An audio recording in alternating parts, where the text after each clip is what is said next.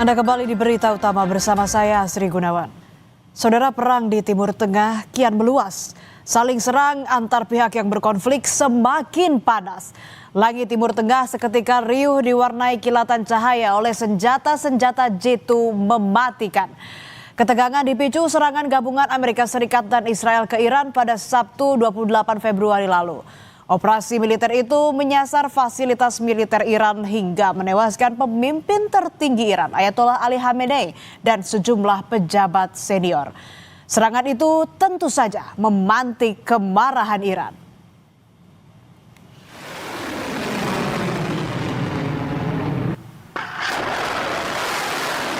Merespons kematian pemimpin tertingginya, Iran bersumpah akan membalas dendam.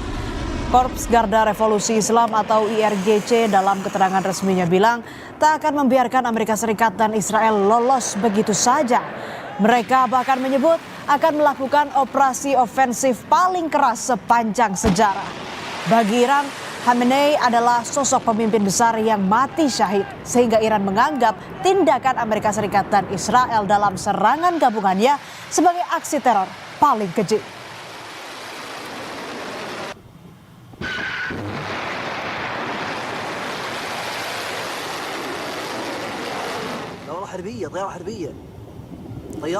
Tekad balas dendam Iran bukan sekadar gertak sambal. 6 tentara Amerika Serikat tewas dalam serangan drone yang dilancarkan Iran di sebuah pusat operasi militer di pelabuhan Shuaiba, Kuwait pada Minggu. Sementara itu puluhan lainnya juga dilaporkan terluka berat akibat serangan Iran terhadap fasilitas militer Amerika Serikat di kawasan Teluk.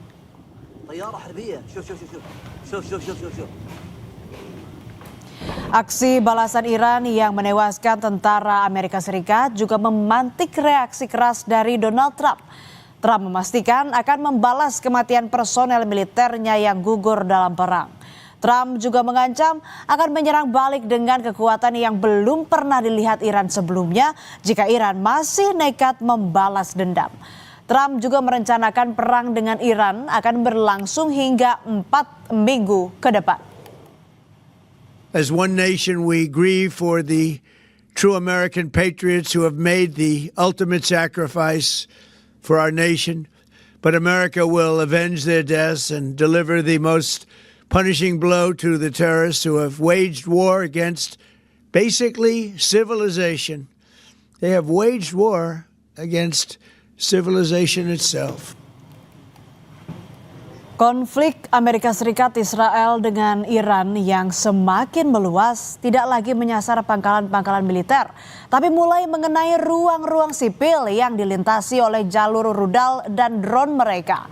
Salah satu yang terkena serangan udara adalah situs warisan budaya paling penting di Iran yang juga terdaftar sebagai warisan dunia UNESCO, Istana Golestan.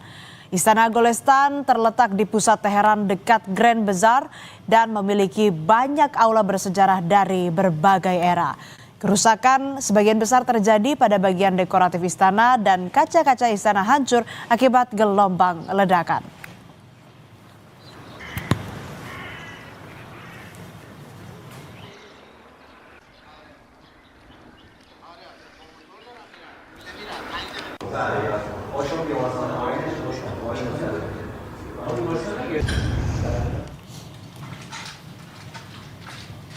Rumah sakit Gandhi di ibu kota Teheran juga mengalami kerusakan parah setelah terkena serangan udara Amerika Serikat Israel yang menghantam berbagai wilayah di Iran.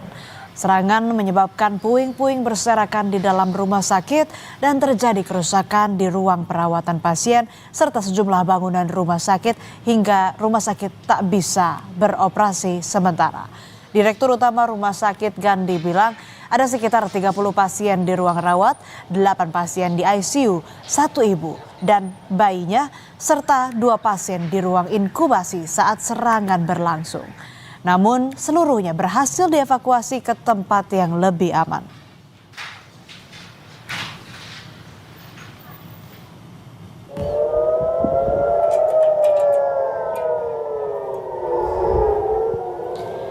Sirine meraung-raung saat serangan balasan Iran menyasar sejumlah wilayah di Israel.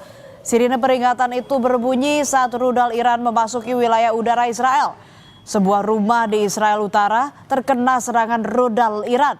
Sementara Israel Tengah, serangan Iran menyasar sinagoge di Beit Shemesh. Akibatnya 9 orang tewas dan 28 lainnya luka-luka dalam serangan tersebut.